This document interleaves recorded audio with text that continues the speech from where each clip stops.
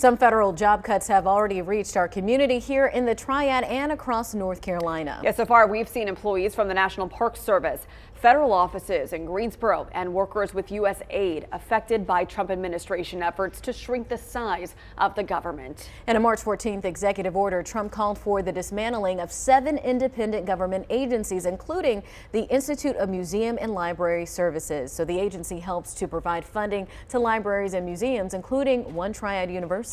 WFMY News 2's Taylor Leverett is live at the University of North Carolina, Greensboro this morning with how the school could be feeling these effects. Taylor?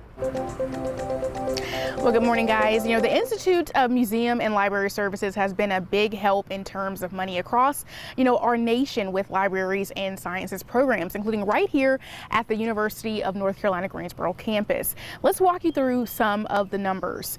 Now, the agency has awarded our state just over $7 million in grants throughout the years. Now, UNCG has been awarded throughout the years totaling over $400,000 in grants. Now, those grants were a part of the university's library and sciences research development. Now, if the Institute of Museum and Library Services goes away, so does all of that grant money. Now, you may ask, what is the reason for all of these possible cuts? Well, a UNCG political lecturer explains. Well, Trump clearly wants to make these cuts. I think that's what he wants his legacy to be, is that he has been able to shrink government by significant cuts. But those cuts are coming at the cost of Republican legislators and members of Congress in their district. Says there is a big distinction rising between Trump and the Republican Party right now. He adds these cuts are a drastic measure that could hold long impacts. You're taking people out of jobs. So those people are going to be unemployed. They're going to be looking for jobs. I know that a lot of states have said they're going to try to recruit a lot of those employees into state government.